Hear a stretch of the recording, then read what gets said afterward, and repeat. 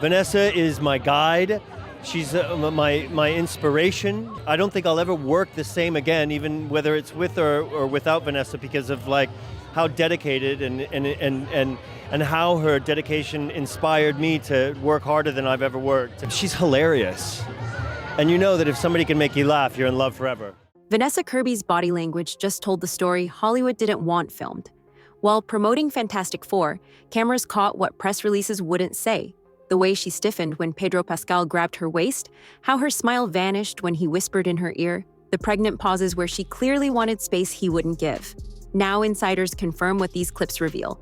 Pascal's playful behavior crossed professional lines, leaving co-stars uncomfortable and execs scrambling to edit around it. This is the unspoken truth about Hollywood's double standards, where method acting excuses inappropriate behavior, and women like Kirby have to grin through it. I just knew he would be an incredible partner, and I knew that he would play a man, as he always does with all his characters, who's just not what you expect. And I think it needed it. Mr. Fantastic is the leader. We're breaking down all of the evidence and diving deep into what really happened, and why Disney's damage control proves they knew all along. Vanessa Kirby never outright accused Pedro Pascal of misconduct on the record, but her body language, offhand remarks, and strategic silences screamed what her PR team wouldn't let her say. In interviews, she developed a telltale flinch when he leaned in too close, her polite laughter cutting off abruptly the moment his hands made contact. Then came the now infamous Fantastic Four press junket disaster, where Pascal, mid-conversation, ran his fingers down her bare arm in a move so intimate it made the moderator uncomfortable.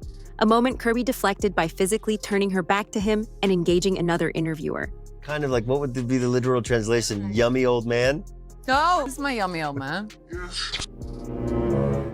Behind the scenes, sources close to the production revealed Kirby had developed a running joke with hair and makeup about Pascal's complete lack of professional boundaries, referring to his constant unsolicited touching as the daily obstacle course.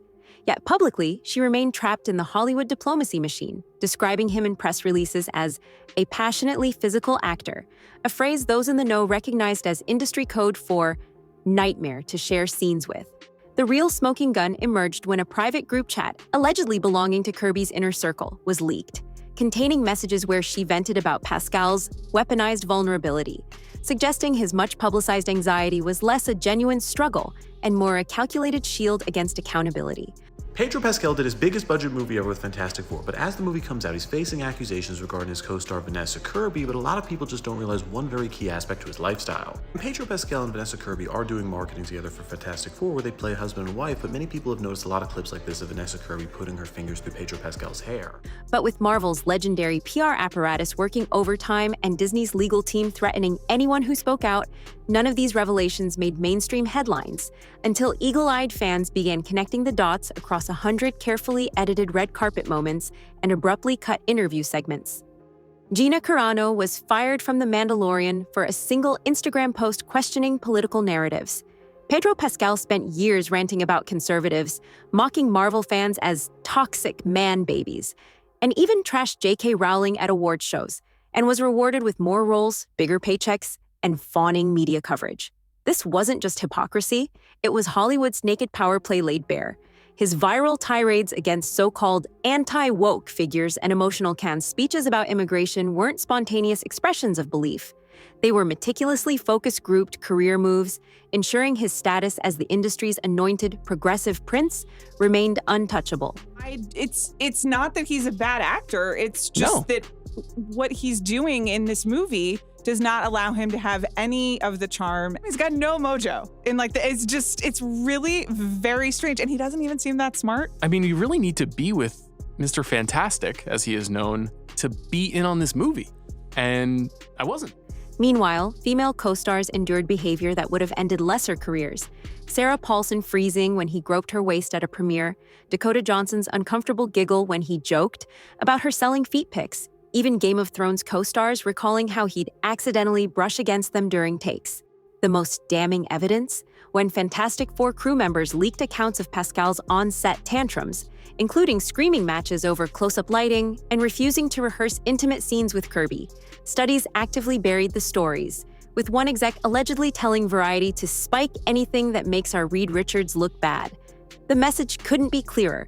In today's entertainment landscape, you can get away with anything. Harassment, diva behavior, even career sabotage. As long as you're chanting the right slogans for the right cameras. They're also infused with a lot of light blue.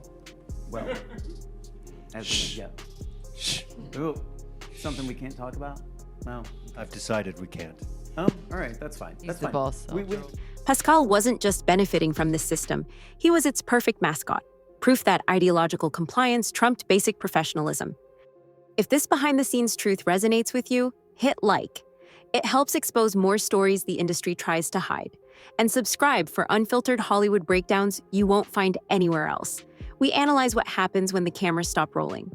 Bob Iger reportedly hit the roof when early Fantastic Four test screenings revealed audiences laughing at Pedro Pascal's smug Reed Richards. And that was before his press tour meltdowns went viral.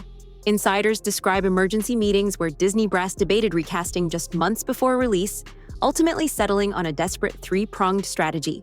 First, they slashed Pascal's interview appearances by 70%, replacing him with the more palatable Joseph Quinn for damage control. On track, babe. Back on track, baby. Cheers to that, babe. Cheers to that, darling. What's a sexy accent to you? Italian, Italian, Spanish. Spanish, arbitrary Latino. Yes. So that's included in. My forte. Pedri. Then came the nuclear option. Iger personally axed a completed 20-minute featurette spotlighting Pascal's transformative performance, a move so unprecedented it sent shockwaves through Marvel's marketing team. But the real panic set in when analytics showed Fantastic Four trailers being bombarded with Pedro fatigue comments, forcing last-minute edits to minimize his screen time. The most telling detail? A leaked internal memo instructing journalists to avoid questions about Pascal's method acting or political views during junkets, while simultaneously planting stories about his exhausting workload to explain his absence. Even the film's climax was allegedly reshot to reduce Reed Richards' hero moment after test audiences groaned at his delivery. Pedro Pascal and Vanessa Kirby have been going viral lately because of their press tour for Fantastic Four and how they just can't seem to keep their hands off each other. Yet through it all, Disney refused to acknowledge the elephant in the room, that their hand-picked franchise savior had become its biggest liability, and that admitting their mistake would expose the entire rotten system that propelled him to the top in the first place. The House of Mouse was burning, and Pascal's crumbling reputation was the spark.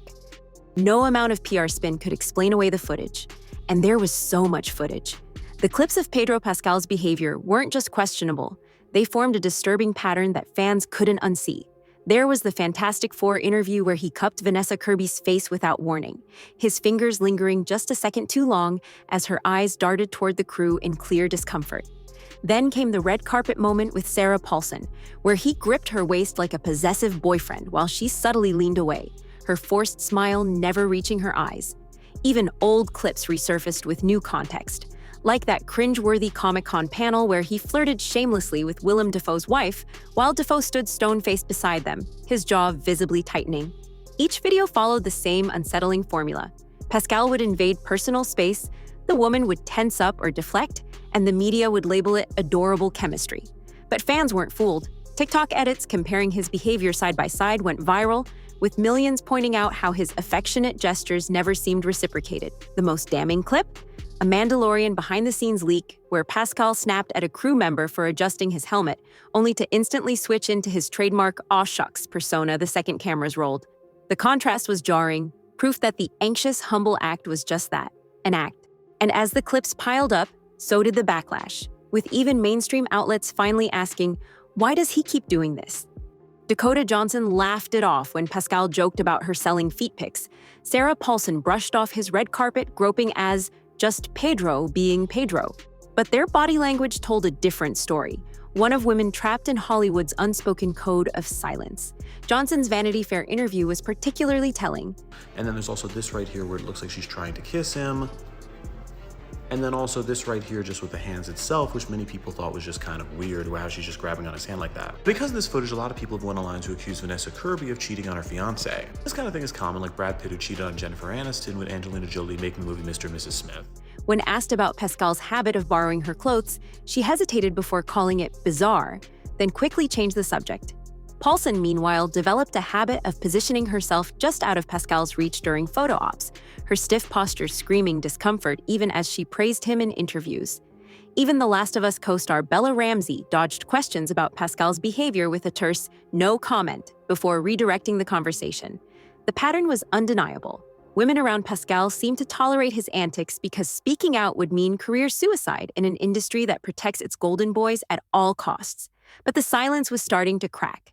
Anonymous Instagram accounts, likely run by crew members, began sharing behind-the-scenes stories of Pascal's temper tantrums and inappropriate comments, including one incident where he allegedly yelled at a young production assistant for interrupting his process. The most explosive claim? That Fantastic Four director Matt Shakman had to mediate multiple tense discussions between Pascal and Kirby after he repeatedly ignored her requests for personal space. These weren't just rumors anymore. They were a damning paper trail, and it was only a matter of time before someone went on the record. Pedro Pascal's activism wasn't just performative, it was his armor. Every rant against toxic fandom, every canned speech dripping with performative empathy was carefully engineered to make him bulletproof. And for years, it worked. Hollywood rewarded his virtue signaling with roles and accolades, while the media turned a blind eye to his hypocrisy. But the facade began to crack when fans noticed a glaring double standard.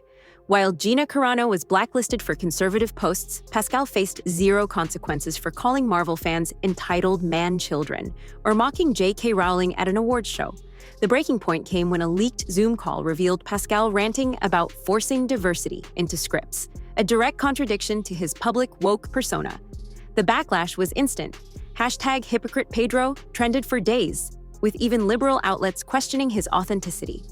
I feel like I've got an exclusive here. With my finger. With my finger like that. So I wanted to start by asking, what was the most interesting thing that you learned about each other on the long days filming this movie? You hush. You hush. Oh, I feel like you need to say something. She's This is got a safe space. She said, look, yes, I am a grump. Then came the Fantastic Four press tour disaster, where his political tirades left journalists and fans alike rolling their eyes. "We came to hear about the movie, not his manifesto," one frustrated attendee tweeted. Even Disney's PR team couldn't spin it anymore. They started cutting his mic during interviews when he veered into political rants. The message was clear. Audiences were tired of being lectured, and Pascal's once impenetrable shield was now his biggest liability. Marvel fans didn't just reject Pedro Pascal as Reed Richards, they revolted. The #NotMyReed movement exploded overnight, with fans flooding social media with side-by-side comparisons of Pascal's smug, smirking Reed versus the cerebral, authoritative version from the comics. Petition sites crashed under the weight of recast demands, while YouTube essays dissected every cringe-worthy moment from his audition tapes. The fury wasn't just about miscasting, it was about Hollywood's arrogance in shoving Pascal down audiences' throats. Fantastic Four leaks poured gasoline on the fire. Test screenings reportedly featured audible groans during Pascal's line deliveries, and insiders claimed reshoots tried and failed to soften his unlikable portrayal. Even casual viewers noticed something off, with one viral tweet summing it up. "He's not playing Mr. Fantastic, he's playing Pedro Pascal yet again." The studio's response? A deafening silence. But with box office projections nosediving, their gamble on Pascal was about to cost them more than just pride. It might sink the entire franchise. Anonymous Reddit threads, cryptic blind items about an A-lister's on-set meltdowns. Even former co-stars subtweeting about toxic behavior. The rumors about Pedro Pascal's true nature were becoming too loud to ignore. The most explosive claim? That Fantastic Four director Matt Shakman clashed with Pascal over his refusal to take direction, leading to screaming matches that halted production. Another leak alleged Pascal demanded last-minute script changes to make Reed Richards more heroic, directly contradicting Marvel's planned flawed genius arc. Then came the darkest whisper, that Disney's legal team had quietly settled with a Mandalorian crew member over an incident involving Pascal's temper. None of this was confirmed, but the sheer volume of leaks suggested a coordinated effort to expose him. Even Vanessa Kirby's camp seemed to fuel the fire, with her stylist accidentally liking tweets criticizing Pascal's behavior. The industry might still protect him publicly, but behind closed doors, the knives were well and truly out. Pedro Pascal's downfall wasn't an accident. It was a reckoning years in the making. The Fantastic Four backlash was merely the tipping point for an audience tired of being gaslit by Hollywood. Social media algorithms that once flooded feeds with his PR now prioritized exposés on his behavior. Fan campaigns turned venomous, with TikTok deep dives dissecting his fake anxiety claims. Even Marvel seemed to be cutting its losses, rumored to be minimizing his role in future phases. But the real casualty was Hollywood's facade. Pascal had been the perfect mascot for their woke capitalism until audiences saw through the act. Now, every forced co-star smile, every edited trailer, every studio silence only screamed guilt louder. The system that built him was scrambling, but it was too late. The Golden Boy's crown had slipped, and the world was finally asking the question Hollywood feared most. Who is the real Pedro Pascal when the cameras stop rolling? The answer, it seemed, was far uglier than anyone imagined.